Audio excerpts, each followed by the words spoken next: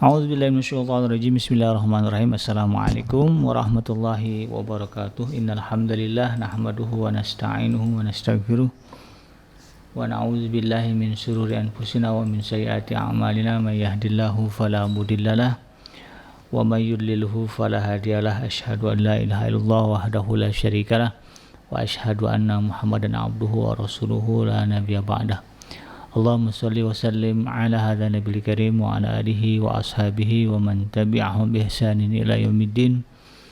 Wa qala Allah ta'ala fi kitabihil karim, ya ayyuhallazina amanu taqullaha haqqa tuqatih wa la tamutunna illa wa antum muslimun.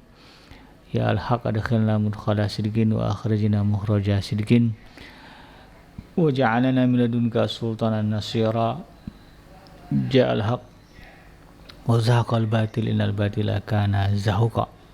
Ya alim, Allahumma alimna ma yanfa'una wa anfa'na bima 'allamtana wa zidna ilma wa arana al-haqqa haqqa wa rzuqna ittiba'ah wa arana al-batila batila wa rzuqna ijtinabah. Rabbi israh li sadri wa yassir li amri wahlul 'uqdatam min lisani yafqahu qawli. Rabbana innana amanna faghfir lana dzunubana wa qina adzabannar. Amma ba'd. Alhamdulillah, segala puji dan syukur adalah milik Allah, Tuhan semesta alam, yang telah menciptakan kita dari tidak ada menjadi ada, dan karena rahmat dari Allah Subhanahu wa taala kembali kita berjumpa di udara di gelombang 1044 AM iDream Radio Successful Muslim Family, dan juga di channel iDream TV, channel YouTube-nya iDream Radio ya, dalam program Tadabbur Al-Quran, di mana insyaallah kita akan coba mengambil pelajaran atau ibrah dari apa yang Allah turunkan di dalam Al-Quran, sedikit demi sedikit, bagian demi bagian, dengan harapan mudah-mudahan masuk ke dalam kalbu kita untuk menjadi pedoman dalam kehidupan kita di dalam menjalani kehidupan yang telah diamanahkan Allah Subhanahu wa taala kepada kita. Tidak lupa kita baca salawat dan salam. Allahumma salli ala Sayyidina Muhammad wa ala ali Sayyidina Muhammad. Assalamualaikum ayuhan Nabi wa rahmatullahi wabarakatuh. Semoga Allah terima salawat dan salam yang kita baca dan dilimpah curahkan kepada para Nabi dan para Rasul, wabil khusus ya Rasulullah Muhammad sallallahu alaihi wasallam. Dan semoga kita termasuk orang yang akan berbahagia nanti saat berjumpa dengan Allah di yaumul mahsyar, dijauhkan dari siksa api neraka, dikumpulkan bersama dengan hamba-hambanya yang soleh, dimasukkan oleh Allah ke dalam jannahnya, dan dipertemukan dengan Rasulullah sallallahu alaihi wasallam di tepi sebuah telaga yang sangat indah, di bawah sebuah pohon yang sangat rindang, insyaallah. Amin ya rabbal alamin. Sahabat hadirin yang dirahmati Allah di manapun Anda berada, dalam program Tadabbur Al-Quran kali ini kita akan masuk ke dalam pembahasan tentang surah At-Tariq ya. Jadi surah di dalam surah yang di dalam urutan ya, atau mushaf Utsmani, posisinya itu sebelum surah Al-A'la ya. Terakhir kita bahas surah Al-A'la, dan sekarang kita akan masuk ke pembahasan surah At-Tariq. Menurut para ahli tafsir ya, atau para mufassirin, surah At-Tariq ini meskipun posisinya itu bersebelahan dengan surah Al-A'la ya. Jadi surah At-Tariq dulu, bawahnya kemudian surah Al-A'la. Tetapi menurut para mufassir ya, posisi turunnya atau waktu turunnya surah At-Tariq ini yaitu setelah turunnya surah Al-Balad. Jadi surah Al-Balad dulu turun, baru kemudian surah Al-A'la. Kalau dalam mushaf Utsmani dia diapit oleh surah Al-Buruj dan surah Al-A'la. Jadi bukan diapit oleh surah Al-Balad kemudian surah Al-A'la, tidak, tapi diapit oleh surah Al-Buruj dan juga surah Al-A'la. Nah, surah ini menurut para ulama dinamakan dengan nama At-Tariq sebagaimana yang ada di dalam mushaf ya. Kalau kita lihat mushaf Utsmani ya, Nama surah ini adalah surah At-Tariq. Dan juga di dalam beberapa literatur kitab-kitab tafsir, ya, para ulama juga menyebutnya surah ini dengan nama surah At-Tariq. Nah, berbicara definisi atau makna dari kata At-Tariq, ya, atau secara etimologi, ya, ini At-Tariq itu berarti memiliki makna dalam bahasa kita itu mengetuk dengan suara yang terdengar keras. Nah, jadi menggedor, ya. Jadi ngegedor, ya. Ya, mengetuk dengan suara yang keras. Nah, bisa juga makna At-Tariq ini dipakai untuk menyebut orang yang berjalan dengan menggunakan kaki. Nah, jadi itulah salah satu keunggulan bahasa Arab. Kadang-kadang satu kalimat atau satu kata memiliki makna yang luas. Dan mungkin itu hanya ada pada bahasa Arab.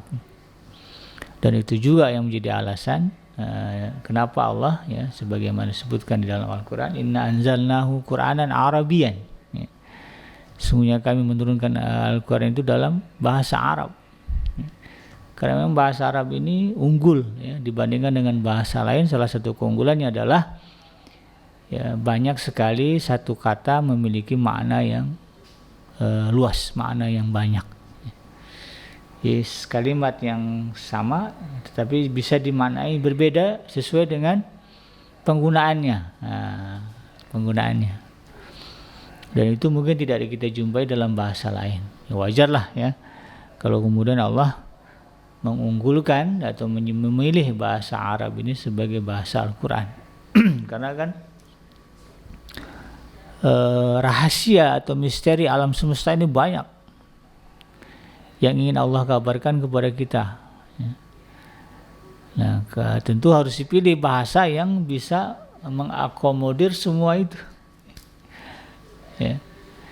Jadi hanya dengan kalimat, ya, yang sederhana tetapi ternyata maknanya luas. Nah, itulah, ya, keunggulan dari bahasa Arab. Makanya jangan kemudian meremehkan bahasa Arab, ya, atau juga merendahkan bangsa Arab, gitu, ya. Walaupun bagaimanapun, ya, kita harus akui, ya, keutamaan dari bahasa Arab dan bangsa Arab itu sendiri. Kan ada, ya, yang katanya ulama kemudian merendahkan bangsa Arab. Ya, padahal dari bangsa itulah, ya, Allah mengutus seorang Rasul, dan dari itulah dan dari bahasa mereka dan dengan menggunakan bahasa mereka lah Allah Subhanahu wa Ta'ala menerangkan Al-Quran. Gitu, ya. Dan seharusnya menjadi kesadaran dan motivasi bagi kita umat Islam untuk kemudian mempelajari bahasa Arab. Harusnya bahasa Arab itu menjadi second language, ya, menjadi bahasa kedua dalam keseharian kita. Ini yang mungkin, ya, harus kita perbaiki dan menjadi motivasi bagi kita semua.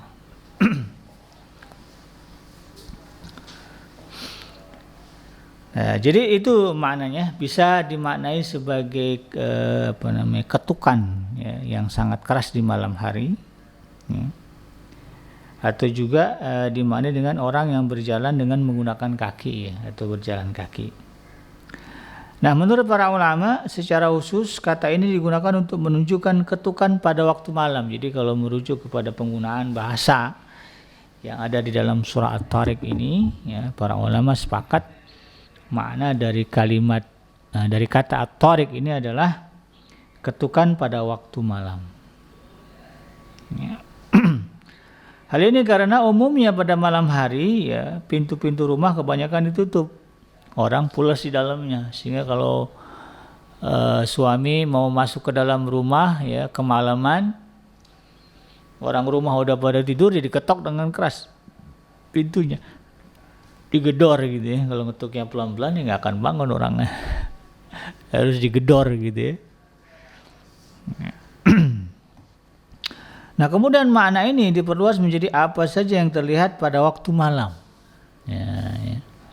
Jadi makna asalnya adalah bunyi ketukan, ya, di malam hari, kemudian berubah menjadi apa saja yang terlihat pada malam hari. Nah, adapun yang dimaksud dalam surah ini ya, sebagian para ahli tafsir mengartikan dengan bintang yang muncul di malam hari. Jadi kalau kita lihat terjemahan Al-Quran, ya kan ada terjemahan, kalau di Indonesia ini ada terjemahan versi Kementerian Agama, ya. Ada Mahmud Yunus, ya. Ada terjemahan mungkin Profesor Quraisy Shihab, ya, itu juga beliau ada, ya. Dan ada beberapa terjemahan. Nah, terjemahan itu kan merujuk kepada para mufassir, ya. Nah, itu ketika menerjemahkan kata at-tariq, ada yang menerjemahkannya sebagai bintang yang muncul di malam hari. Ya, at-tariq itu dimaknai bintang yang muncul di malam hari. Ya. Jadi inilah ya kekayaan dari atau khasanah dari bahasa Arab. Nah, menurut guru kita Al-Ustaz Dr. Saiful Bahri di dalam bukunya ini, ya, Tadabbur Juz Amma, beliau mengatakan tema surah ini masih berkisah tentang hari kiamat. Ya, ini sebuah ciri khas dari surah-surah yang ada di dalam juz 30, ya, atau juz Amma. Adapun topik utama dari pembicaraannya adalah tentang manusia, yaitu rahasia penciptaannya dan juga tahapan-tahapan dari penciptaan manusia itu sendiri. Kalau kita runut, ya, dari pertama sampai terakhir, surah At-Tariq ini berbicara tentang penciptaan manusia, rahasia-rahasia dan tahapan-tahapannya. Di dalam surah ini juga dipaparkan tanda-tanda kekuasaan Allah, ya, yang sifatnya begitu luas dan tiada batas. Ya. Adapun tema lain dalam surah ini adalah pembenaran Al-Quran, ya, pembenaran terhadap Al-Quran sebagai wahyu dan juga kitabnya Allah, ya, yang menjadi pembeda antara kebenaran dan kebatilan. Jadi ini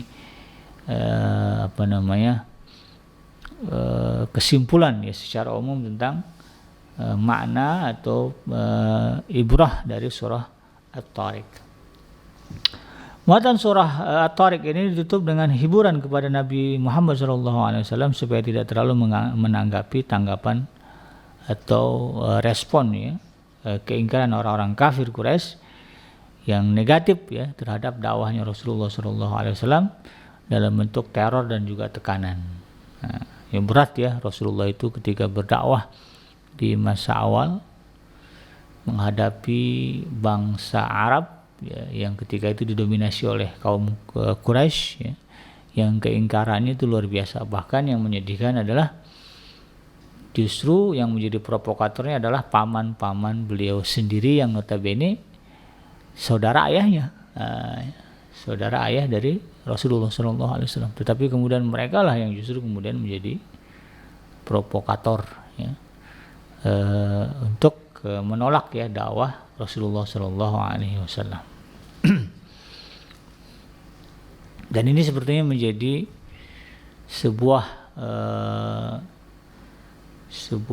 ciri, ya, yang katakanlah isyarat, ya, dari Allah Subhanahu wa taala bahwa kita memang harus banyak bersabar, ya, menghadapi keluarga. Banyak sekali fitnah, ya, pertengkaran, perkelahian, ya, perpecahan yang muncul karena interaksi keluarga. Jadi ini menjadi gambaran, ya, hati-hatilah, ya, kalau berinteraksi dengan keluarga, dengan kerabat, ya, karena mereka itu wilayahnya sensitif, ya. Dikasari merasa keluarga, ya, dibaiki juga merasa keluarga. Sama saudara ini kan gitu, ya, kadang-kadang apa aja gitu diambil, ya. Punya saudara ini apa aja dimakan. Itu kan saudara itu, ya. Kalau dimusuhin, nah nanti ngomongin masa sama saudara begitu, nah itu fitrahnya, gitu. Nah, dan itulah yang dihadapi oleh Rasulullah SAW.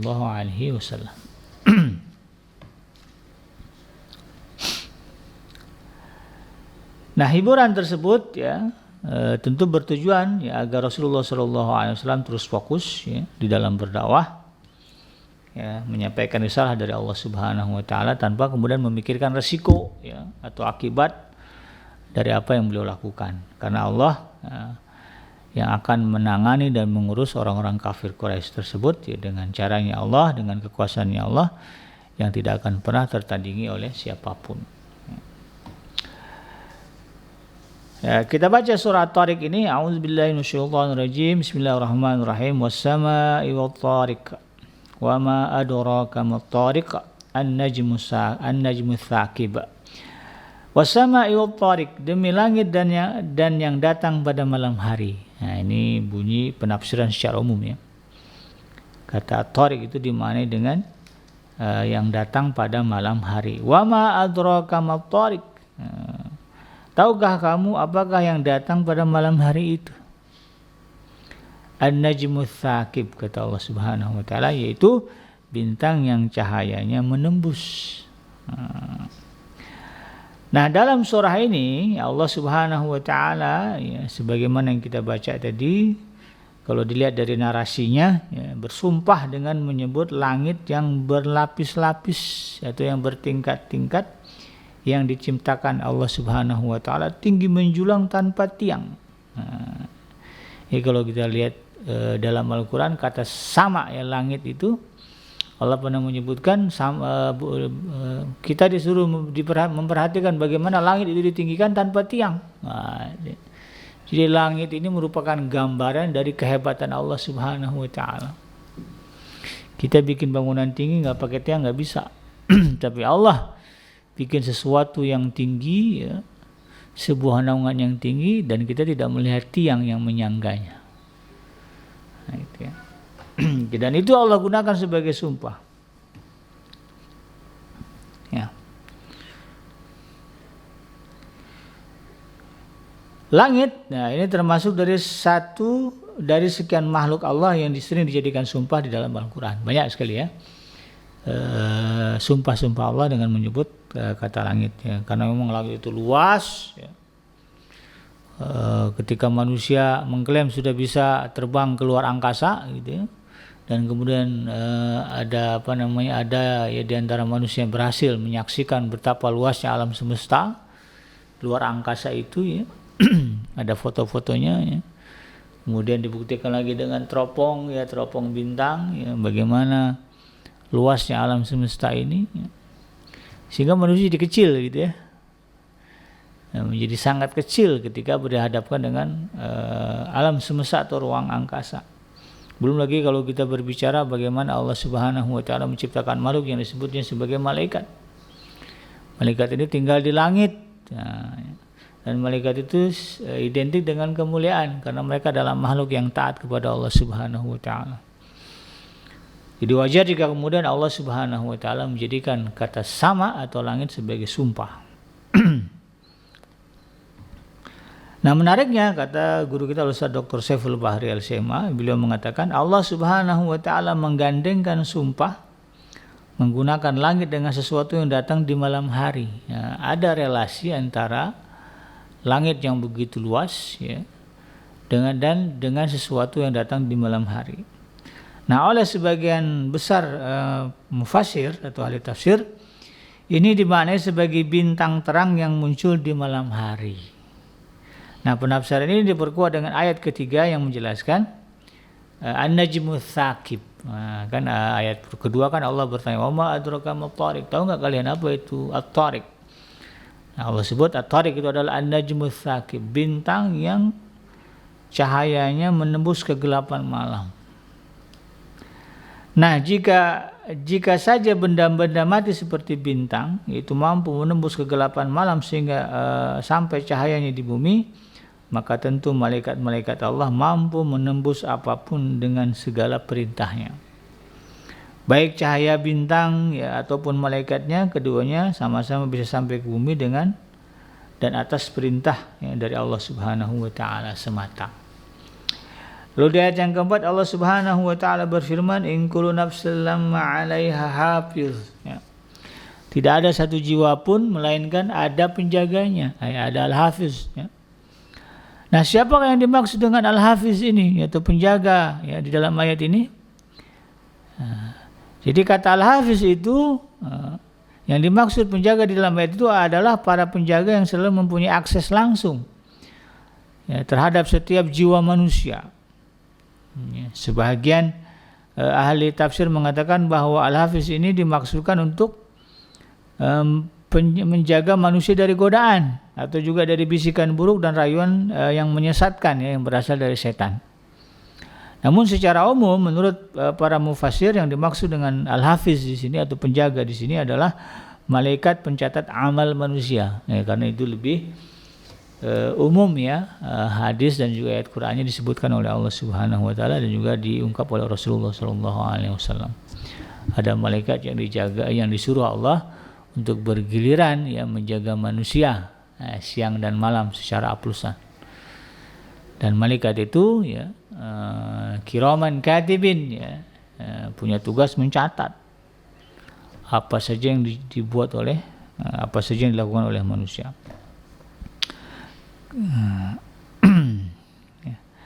Hal ini karena malaikat yang selalu menyertainya ya dengan berbagai tindakan dan amal yang dikerjakannya. Nah, tindakan yang dikerjakan manusia untuk dijaga dan tidak dilewatkan sedetik pun. Semuanya direkam secara teliti dan detail. Jadi betul-betul dijaga sama dia ya. Apa yang dibuat oleh manusia dicatat. Tidak ada yang miss. Ya, inilah ya penafsiran mayoritas para ulama ketika berbicara siapa yang dimaksud dengan penjaganya. Ya, penjaga dari manusia itu adalah malaikat.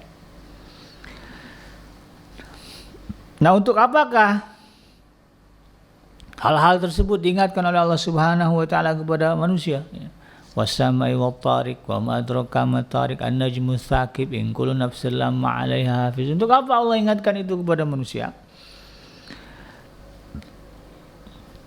Nah, hal ini bisa diketuai pada ayat selanjutnya, yaitu perintah kepada setiap manusia yang disebutkan secara langsung, di mana ya di sini ya, manusia diperintah untuk memperhatikan penciptaannya. Nah, dari apa ia diciptakan, bagaimana ia berubah menjadi seperti sekarang begitu, hingga kemudian dia akan mati dan dikembalikan kepada asalnya dan juga kepada sang penciptanya itu Allah Subhanahu wa taala. Nah, di ayat yang kelima hingga ayat yang ketujuh Allah Subhanahu wa taala berfirman, "Falyanzuril insanu mimma khuliqa." Jadi setelah panjang lebar Allah bersumpah menggunakan menyebutkan langit, menyebutkan bintang yang cahayanya tembus terang ya. Kemudian Allah menyebutkan adanya malaikat penjaga begitu kan. Maka kemudian Allah Subhanahu wa taala mengingatkan kita, "Falyanzuril insanu mimma khuliqa." Hendaklah manusia memperhatikan dari apa dia diciptakan. Khuliqa mimma dafiq. Dia diciptakan dari air yang terpancar, itu air yang dipancarkan. Yakhruju min baini sulbi wat tara'ib ya. Yang keluar antara tulang surbi laki-laki dan tulang dada perempuan. Ya. Nah, manusia diciptakan dari air yang memancar, yang secara kasat mata seolah, ya, kalau kita lihat maaf ya, sperma laki-laki itu, ya, kalau udah keluar begitu kan, kalau terlihat itu kayaknya nggak ada apa-apa, nggak ada makhluk hidup gitu ya dalam kasat mata kita gitu kan.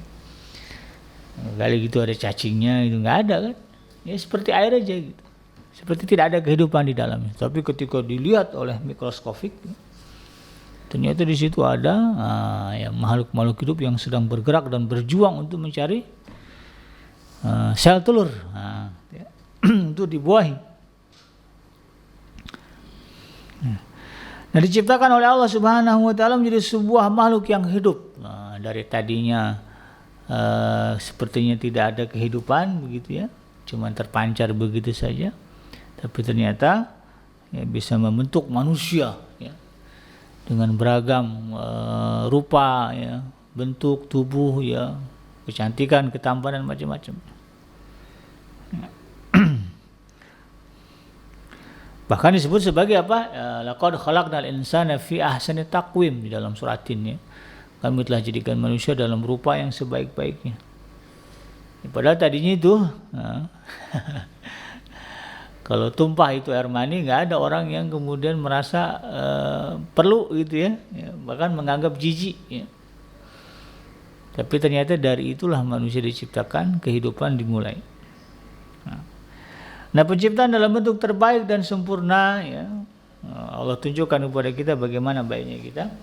Kemudian ia pun dimatikan dan kelak dihidupkan kembali setelah kehidupan yang dilaluinya ini. Nah, siapakah yang membuat air tersebut bisa memancar? Nah, siapakah yang menurunkan syariat supaya kedua air itu bertemu? Nah, karena kalau air maninya aja terpancar, kemudian tidak akan kali kan di ayat yang ke-7 Allah sebut yakhruju min baini sulbi wat taraib. Ada perpaduan antara tulang sulbi laki-laki dan tulang dadanya perempuan. Nah, ini kan menggambarkan ada interaksi antara laki dan perempuan. Nah, siapa yang mengatur syariat itu menjadi wasilah ya atau penyebab lahirnya kehidupan manusia? Ya Allah Subhanahu wa taala. Secara sah dan halal melalui sebuah proses ijab qabul yang singkat namun syarat dengan ketundukan kepada perintah Allah Subhanahu wa taala. Nah, pertemuan kedua air itu bukanlah sekadar untuk melepas syahwat antara laki dan perempuan. Pertemuan kedua air itu juga bukan sesuatu yang remeh atau sepele. Bukan sesuatu hal yang kebetulan. Orang anggap ya nikah kemudian berhubungan seksual dengan pasangannya ya begitu aja gitu kan, tidak menggambarkan, tidak terbayang atau tidak ada visi di dalam pernikahannya bahwa dia sedang menjalani sebuah proses yang Allah perintahkan, sebuah proses di mana kalau proses itu dijalaninya dengan penuh kesadaran maka dia akan menjadi makhluk yang mulia. Ya itu ya, karena Allah Subhanahu wa taala melalui pernikahan antara kita ya, antara manusia yang menitipkan lahirnya benih-benih manusia. Ya, tentu yang tertinggi adalah harapannya dari benih ya, dari pertemuan antara laki-laki dan perempuan ya, antara kita dengan istri kita, lahir daripadanya kemudian generasi yang mau untuk taat dan tunduk patuh kepada Allah Subhanahu wa taala, mengemban kalimat Allah Subhanahu wa taala. Li'ilai kalimatillah. Nah, itu kan. Kadang-kadang kita banyak enggak sadar ya, kita anggap nikah begitu aja selesai ya. Ini yang harus digali, dipahami ya. Jadi pernikahan itu bukan hal yang sepele, ya, hubungan seksual itu bagi seorang muslim bukan hal yang sepele. Bukan hanya sebatas mengeluarkan syahwat saja. Tapi lebih daripada itu ada proses yang dimana Allah Subhanahu wa taala menunjukkan kehebatan dan keagungannya, yang bahkan nggak kebayang bagi kita ya, dari air yang kita pancarkan ya, kemudian lahirlah sebuah kehidupan. Makanya heran ya kalau kemudian ada manusia yang kemudian menjadi sombong ya, dan menolak ya, menolak teori adanya sang pencipta gitu ya. Padahal ini dari sesuatu yang dianggap sepele gitu kan, ada kehidupan ya. Nah, inilah yang kemudian kita harus pahami ya, sebagai ibrah juga bahwa seolah-olah ayat ini mengatakan kepada kita ya, sadarilah bahwa pernikahan ya, interaksi antara kamu dengan pasanganmu dalam konteks hubungan seksual lalu kemudian melahirkan keturunan, di situ ada ayat-ayat Allah Subhanahu wa taala yang kalau kita pahami itu semua kemudian akan menyebabkan ketundukan kita kepada Allah Subhanahu wa taala. Karena nampak di dalam kepala kita betapa besarnya kekuasaan Allah. Dari air yang terpancar ya dari tubuh kita bergabung dengan apa yang ada di dalam tubuh istri kita, lalu kemudian lahirlah sebuah kehidupan. Nah, itu kan bukan hal sepele. Itu adalah hal yang luar biasa. Dan kalau kita pahami ya dengan sebenar-benarnya, maka itu akan membuat kita menjadi tunduk dan patuh kepada Allah Subhanahu wa taala, merasa kecil di hadapan Allah Subhanahu wa taala.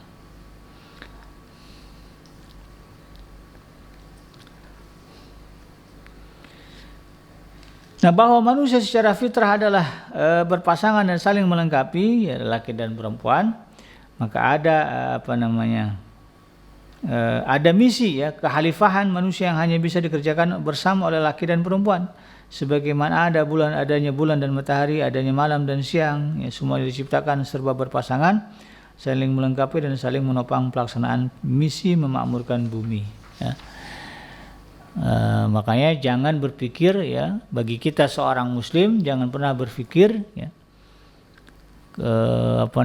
hidup tanpa anak, child free ya.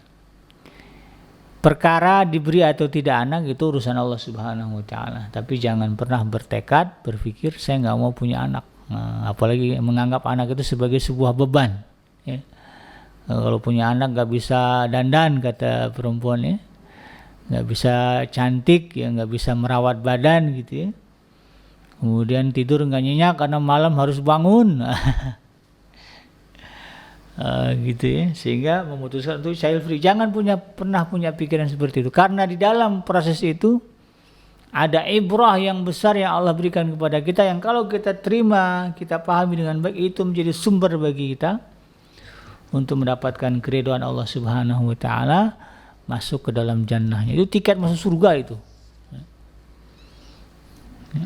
Tiket masuk surga. Karena iman itu bertambah kalau kita memahami dan mengerti apa yang Allah firmankan. Sebagaimana disebutkan dalam surah Al-Anfal kan begitu ya. Wa ya fa idza tuliyat alaihim ayatu zadatuhum imana. Ya. Kalau dibacakan kepada mereka ayat-ayat Allah, bertambahlah iman mereka. Nah, salah satu ayat-ayat Allah itu ya, yang bisa kita lihat adalah ya, dalam proses ya, bagaimana kita punya anak ya, mengandung gitu ya, pertama berhubungan seksual dengan istri ya, dengan suami, dengan pasangan yang sah tentu ya, lalu kemudian lahirlah ya, terjadilah proses kehamilan ya. Lalu kemudian kehamilan itu melahirkan ya, keturunan ya. Nah, ini kalau dipahami betul-betul ya, itu akan menjadi tiket ya, tiket masuk surga ya, bagi seorang wanita dan seorang laki-laki yang bersatu sebagai ayah dan bunda. Ya meskipun kalau kita lihat ya, Sayyidah Aisyah misalnya nggak punya anak, bukan beliau nggak mau punya anak, bukan beliau mengusung konsep child free ya, tapi memang Allah tidak memberikan ya, tidak memberikannya keturunan. Tapi di dalam dadanya, di dalam hatinya ingin sekali dia punya keturunan, sampai-sampai kemudian dia mengangkat seorang anak angkat ya, masih keponakannya, sepupunya ya, diangkat menjadi anaknya. Abdullah bin Zubair kalau nggak salah. Ini kan menjadi sebuah tanda ya, bahwa ya, sebagai seorang muslim, seorang muslimah ya, jangan pernah berpikiran mau hidup tanpa anak ya, kembalikan semuanya kepada Allah Subhanahu wa taala. La yukallifullahu nafsan illa wus'aha, karena Allah tidak akan membebankan manusia melebihi kesanggupan ya, kesanggupan dia memikul beban itu. Di ayat yang ke-8 hingga ayat yang ke-10 Allah Subhanahu wa taala berfirman, innahu ala raj'ihi laqadir yauma tublas sarair fama lahu min quwwati wala nasir. Sesungguhnya Allah benar-benar kuasa untuk mengembalikannya ya, hidup ya, sesudah mati. Pada hari dinampakkan segala rahasia, maka sekali-kali tidak ada bagi manusia itu kekuatan pun ya, satu kekuatan pun, dan tidak pula seorang penolong. Allah Subhanahu wa taala menciptakan manusia dari bahan dan proses yang dijelaskan di dalam ayat-ayat sebelumnya. Nah, dan itu sudah tentu sanggup ya, dan kuasa untuk mematikan sekaligus menghidupkannya lagi.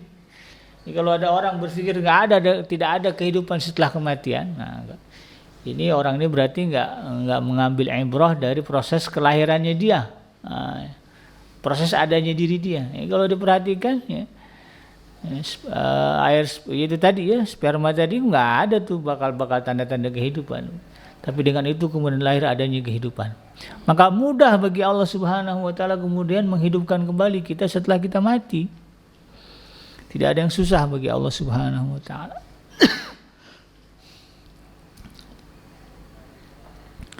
Dan sebagaimana penciptaan manusia, kebangkitannya juga adalah hal yang dirancang oleh Allah Subhanahu wa taala dan bukan sebuah kebetulan saja. Dan pada hari kebangkitan nanti manusia akan diadili, kemudian ditentukan balasan amalannya ketika berada di dunia. Dan hari itu tidak ada satupun makhluk yang sanggup merahasiakan ya, dalam diri mereka rahasia sekecil apapun. Ya. Semuanya akan terlihat, dinampakkan oleh Allah Subhanahu wa taala, dan hari itu semua rahasia terbongkar, baik yang sifatnya kebaikan ataupun juga yang sifatnya keburukan-keburukan ya, konspirasi dan kejahatan, semua yang akan dinampakkan. Kalau hari ini ada orang yang berhasil menutupi kejahatannya selama di alam dunia, di akhirat nggak bisa ya, dibongkar semua oleh Allah Subhanahu wa taala. Ya, disinilah ya kita harus khawatir dan takut ya ketika menghadapi hari itu dan minta kepada Allah rahmat dan belas kasihannya. Karena pada hari itu dikatakan Maliki Yaumiddin, dia adalah penguasa dan raja. Pada hari itu kita tidak bisa mengharapkan kepada selain Allah Subhanahu wa taala. Lalu di ayat yang ke-11 dan hingga yang ke-12 Allah berfirman, "Was-samaa'i dzati raj'a wal ardi dzati sad'i." Demi langit yang mengandung hujan dan bumi yang mempunyai tumbuh-tumbuhan. Nah, ini ayat ini kemudian mengajak kita manusia untuk melihat setelah merenungi diri ya. Nah, jadi memang hidup ini enggak boleh sombong. Hidup ini harus mengakui eksistensi Allah Subhanahu wa taala. Hidup kita ini harus mengacu kepada perintah Allah Subhanahu wa taala, tunduk patuh kepada Allah Subhanahu wa taala. Lalu kemudian Allah Subhanahu wa taala mengajak kita, memerintahkan kita untuk kemudian sejenak melihat ya apa yang ada di sekeliling kita. Demi langit yang mengandung hujan dan bumi yang mempunyai tumbuh-tumbuhan. Nah, kalimat zat raj'i atau raj'i dikatakan sebagai hujan ya, karena air hujan pada dasarnya berasal dari bumi dan dikembalikan ke tempat asalnya. Raj'i itu artinya kan kembali ya, tapi dimaknai di sini sebagai langit yang mengandung hujan ya, karena hujan itu prosesnya kan dari bumi gitu ya, prosesnya itu dari bumi kemudian naik ke langit, dari langit dikembalikan ke bumi, dirujuk kembali ke bumi, maka disebut dimana oleh para mufasir sebagai langit yang mengandung hujan atau langit yang mengandung sesuatu yang akan dikembalikan ya, atau dipulangkan lagi ya. Kemudian wal ardi dzati sad'i ya, di mana kemudian digandengkan dengan tumbuh-tumbuhan. Jadi pas banget begitu langit tumbuh-tumbuhan, maka tengah-tengahnya itu adalah hujan. Nah, siapakah yang sanggup mengembalikan air ke bumi dengan bentuk yang tidak menyakitkan manusia? Nah, coba bayangkan ya. Kalau air itu kalau yang turun kepada kita itu hujan batu, batu es, ya pernah ya? Sengsara itu ya di beberapa wilayah ya, yang kejadian turun hujan batu es. Ya. Itu menjadi musibah besar ya, kaca atap rumah pada hancur, mobil-mobil kacanya pada pecah, orang nggak bisa keluar karena yang keluar nggak bisa hujan-hujanan, yang soalnya yang turun itu batu es ya. Tapi Allah Subhanahu wa taala dengan rahmatnya menjadikan hujan ya yang turun dari langit itu bentuknya adalah benda cair yang kemudian tidak membahayakan manusia. Bahkan anak-anak kalau udah hujan seneng ya, hujan-hujanan lari, apalagi di negara-negara seperti Arab ya, yang hujan paling hanya setahun sekali gitu. Begitu hujan mereka senang ya. Dulu ada seorang teman ya bercerita bagaimana ya senangnya anak-anak tetangganya di Arab itu kalau udah hujan ya, justru anak-anak itu lari keluar menyambut hujan. Nah, di negara mereka hujan itu jarang ya, sesuatu yang luar biasa. Siapa yang menjadikan itu? Allah Subhanahu wa taala. Ya. Dan kita baru ngeh ya betapa Allah itu merahmati kita dengan hujan yang turun setelah kita tahu ternyata ada hujan batu ya. Hujan batu es gitu ya. Ya, itulah pentingnya kita belajar, berjalan, berkeliling, mengetahui keadaan dunia lain gitu ya. Supaya kita ngeh bagaimana hebatnya Allah Subhanahu wa taala.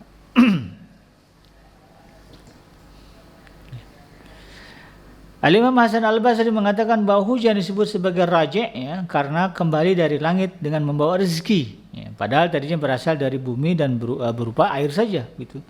Adapun Ibnu Zaid menafsirkan kata raji' dengan makna bulan, matahari dan bintang-bintang yang memiliki orbit tempat kembali mereka. Ini kembali kepada penafsiran para ulama. Ya. Dan dari air yang sama itu kemudian ketika sampai di bumi berubah menjadi tumbuhan yang bermacam-macam. Disebut sebagai as-sad'u ya, karena aslinya terbelah. Biji-bijian dan benih yang ada di dalam tanah kemudian muncul dengan membelah tanah di atasnya. Ya, meskipun tidak semua tumbuhan berasal dari dalam tanah.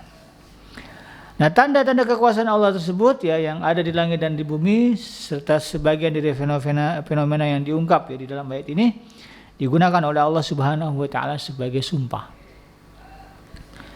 Hal ini semata-mata untuk meneguhkan hakikat Al-Quran yang didustakan oleh orang kafir ketika itu, ya.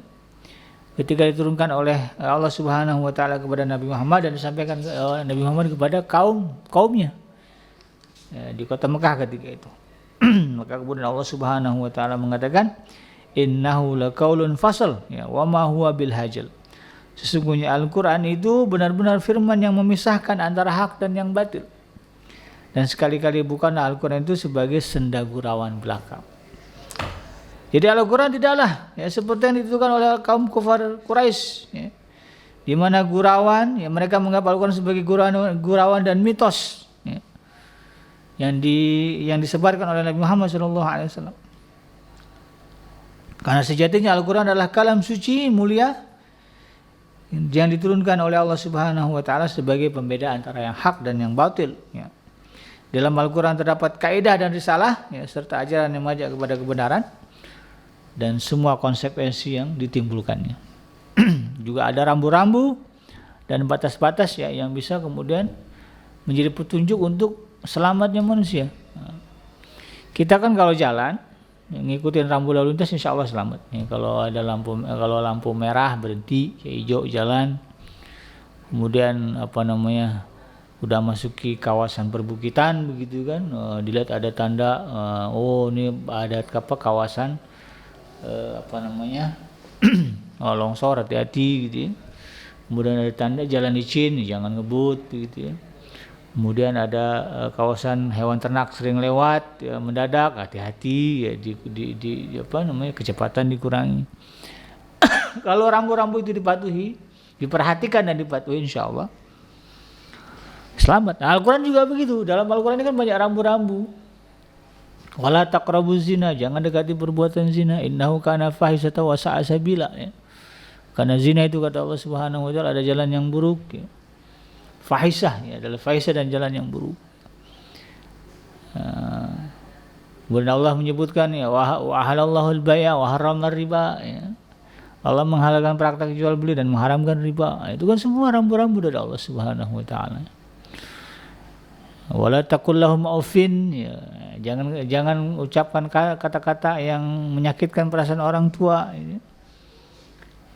Banyak, ya, rambu-rambu yang disebutkan dalam Al-Quran yang menyangkut kehidupan kita, sehingga, ya, bisa disimpulkan Islam adalah agama dengan segudang aturan, ya. Aturan dalam Islam ini banyak, mulai dari bangun tidur sampai tidur lagi, bahkan tidur itu sendiri diatur. Tujuan aturan-aturan itu adalah supaya kita selamat, itu aja. Karena pada dasarnya kita adalah makhluk yang bodoh. Innahu kana zaluman jahula, ya, dalam ayatnya begitu. Manusia itu adalah makhluk yang zalim dan bodoh. Ya. Sifat kita itu begitu pada dasarnya begitu. Makanya kan nggak heran ya kalau kemudian ada orang yang misal profesor gitu ya, kemudian terjerat kasus korupsi. Padahal dia tahu korupsi nggak boleh. Dia tahu resiko korupsi itu di penjara, tapi dijalanin juga gitu ya. Ya, berarti kan bodoh gitu ya. Itu sifat manusia. Ini kemudian kita harus paham. Nah, sayangnya kemudian orang-orang kafir tersebut mendustakan dan memperlakukan Al-Quran, ya, dan juga Rasulullah SAW dengan begitu buruk, ya, menentang dakwah Rasulullah SAW dengan luar biasa, sebagaimana disebut di dalam ayat yang ke-15, innahum yakiduna kaida, kata Allah, dan mereka merencanakan tipu daya yang jahat, ya, dengan sebenar-benarnya, ayat yang ke-15, ya. Wa akidu kaida, dan mereka merencanakan pula dengan sebenar-benarnya. Jadi nggak main-main, ya, bagaimana tantangan dakwah Rasulullah SAW ketika itu. Karena kata Allah Subhanahu wa taala, sampai Allah mengakui bahwa mereka betul-betul ingin menghancurkan dakwahnya Rasulullah. Mengadakan tipu daya dengan sejahat-jahatnya, dengan sebenar-benar, dengan sungguh-sungguh. Ya. Itu luar biasa, ya. Makanya dalam setiap sholat, ya, sholat kita itu kita baca sholawat, ya, kepada Rasulullah SAW sebagai sebuah pengakuan betapa besarnya, ya, jasa Rasulullah SAW atas tersebarnya, ya, risalah dakwahnya, tersebarnya Al-Quran ini sampai ke kita. Nah, jadi jangan lupakan, ya, untuk senantiasa mengirimkan salawat dan salam kepada Rasulullah SAW.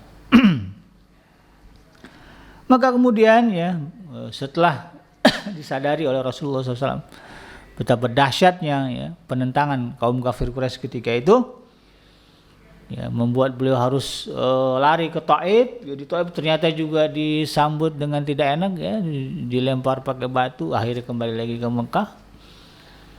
Sebagian sahabat kemudian karena ditindas begitu dahsyat, ya akhirnya diperintahkan oleh Rasulullah untuk berhijrah ke Habsyah. Ya, luar biasa bagaimana gentingnya ya, keadaan Rasulullah SAW dalam umat Islam ketika itu. Tetapi dakwah harus jalan. Risalah harus tetap disampaikan. Walaupun kekuatan ya mungkin ya, kalau misalnya tidak ada support dari Allah Subhanahu wa taala, udah ya melemah itu. Tapi Allah Subhanahu wa taala kemudian mewahyukan kepada Nabi Muhammad SAW untuk bersabar sebagai sebuah hiburan. Apa kata Allah Subhanahu wa taala di ayat yang ke-17? Ya. Famahilil kafirina amhiluhum ruwaida. Ini ayat yang terakhir ya. Karena itu kata Allah Subhanahu wa taala, berilah tangguh orang-orang kafir itu, yaitu berilah tangguh mereka itu barang sebentar. Ya, kata Allah Subhanahu wa taala, tenang Muhammad, sebentar aja itu. Itu enggak akan lama. Keingkaran ya mereka kedegilan mereka, kekafiran mereka itu enggak akan lama. Sebagian dari mereka nanti akan musnah ya karena kekafirannya, dan sebagian lagi kemudian akan menjadi pengikut Rasulullah SAW menerima dakwahnya. Jadi itu yang diberikan Allah Subhanahu wa taala kepada Rasulullah SAW sebagai sebuah penghiburan. Seolah-olah Allah mengatakan, janganlah engkau Muhammad sibukkan diri dengan membalas dendam ya atas kelakuan mereka atau memikirkan terlalu dalam ejekan dan hinaan mereka. Ya, jadi tangguhkanlah sebentar. Biarlah Allah yang mengurusi mereka. Allah yang serba maha, lebih tahu bagaimana memperlakukan mereka baik di dunia maupun di akhirat ya. Di mana Allah menjanjikan bagi mereka sebuah tempat yang menakutkan, menyeramkan, yaitu api neraka yang menyala-nyala dan siksa yang pedih yang Allah sediakan untuk orang-orang yang durhaka kepada Allah dan Rasulullah SAW. Kalimat ruwaida di dalam ayat yang terakhir ini ya, itu dimaknai sebentar. Ini mengindikasikan bahwa seberapa lama seseorang hidup di alam dunia tidaklah memakan waktu yang lama, karena kehidupan dunia tidaklah bisa dibandingkan dengan masa kehidupan di akhirat yang sangat panjang, yang tiada akhir ya, yang hanya diketahui oleh Allah Subhanahu wa taala saja. Asal kata ruwaida diambil dari kata angin yang bertiup dengan tiupan yang lemah. Nah, itu maknanya. Artinya ya dikit lah itu ya. Angin sepoi, anggap aja kekafiran mereka itu angin sepoi-sepoi. Yang nggak akan bikin kita masuk angin gitu. Nah, itu bagaimana Allah Subhanahu wa taala menghibur Rasulullah SAW sehingga Rasulullah tetap termotivasi ya, untuk kemudian menyampaikan ya, risalah dari Allah Subhanahu wa taala di tengah keingkaran kaumnya. Dan terakhir ya, sebagai sebuah penutup ya, ketika malam datang dengan kegelapannya, seharusnya mengingatkan setiap manusia bahwa kegelapan malam itu yang menjadikannya adalah Allah Subhanahu wa taala. Nantinya ketika seseorang direnggut kematian, maka ia pun akan diselimuti oleh kegelapan di alam barzakh ya. Dan bila tidak ada cahaya dan dia akan berada dalam kegelapan kalau kemudian tidak ada cahaya yang diberikan oleh Allah Subhanahu wa taala. Oleh karena itu kemudian ya, semoga ya hati-hati kita ini ya, kalbun-kalbun kita ini terketuk ya, setiap malam sehingga kemudian bisa mempersiapkan dengan baik ya, hari perjumpaan dengan Allah Subhanahu wa taala ketika ajal datang menjemput, dengan harapan hidup yang sebentar ini ya Allah sebut sebagai ruwaida ya, tiupan angin sepoi-sepoi saja, akan berakhir dengan sempurna ya, dengan penutup yang baik ya, atau husnul khatimah, meraih kemenangan yang hakiki, yaitu mendapatkan jaminan keamanan dari Allah Subhanahu wa taala yang Maha Perkasa, dimasukkan ke dalam jannahnya. Amin ya rabbal alamin. Demikian sahabat Adrim yang dirahmati Allah, mudah-mudahan bermanfaat. Yang benar datangnya dari Allah Subhanahu wa taala, dan yang salah semata-mata lahir dari kealfaan dan kehilapan saya pribadi. Saya bikin pamit undur. Subhanaka Allahumma rabbana wa bihamdika asyhadu an la ilaha illa anta astaghfiruka wa atubu ilaik. Walhamdulillahirabbil alamin. Wassalamualaikum warahmatullahi wabarakatuh.